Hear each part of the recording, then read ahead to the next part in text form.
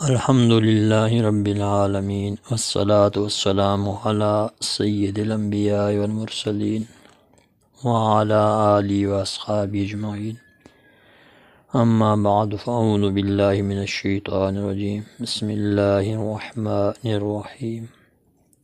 سلسلہ معلومات اسلام کے معزز سامعین، تراویح کی فضیلت آپ کے سامنے عرض کی جاتی ہے۔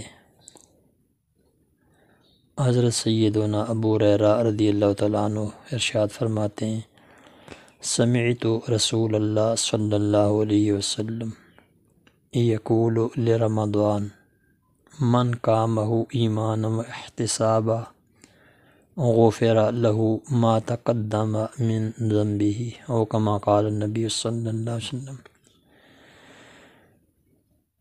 کہ نبی پاک صلی اللہ تعالیٰ علیہ وسلم کو میں نے فرماتے ہوئے سنا کہ آپ رمضان شریف کے بارے میں فرما رہے تھے کہ جس نے رمضان کی راتوں کو قیام کیا ایمان کی حالت میں اور ثواب حاصل کرنے کی نیت سے، تو اس کے پچھلے سارے گناہ معاف کر دیے جائیں گے۔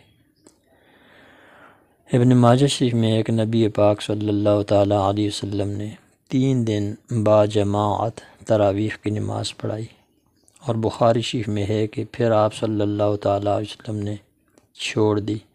صحابہ کرام نے عرض کیا اس کی کیا وجہ ہے؟ تو آپ صلی اللہ علیہ وسلم نے فرمایا، خشیت ان تفرض علیکم، کہ مجھے یہ اندیشہ ہوا کہیں یہ تم پر پنجگانہ نمازوں کی طرح فرض نہ کر دی جائے، پھر تم مشقت میں پڑ جاؤ گے۔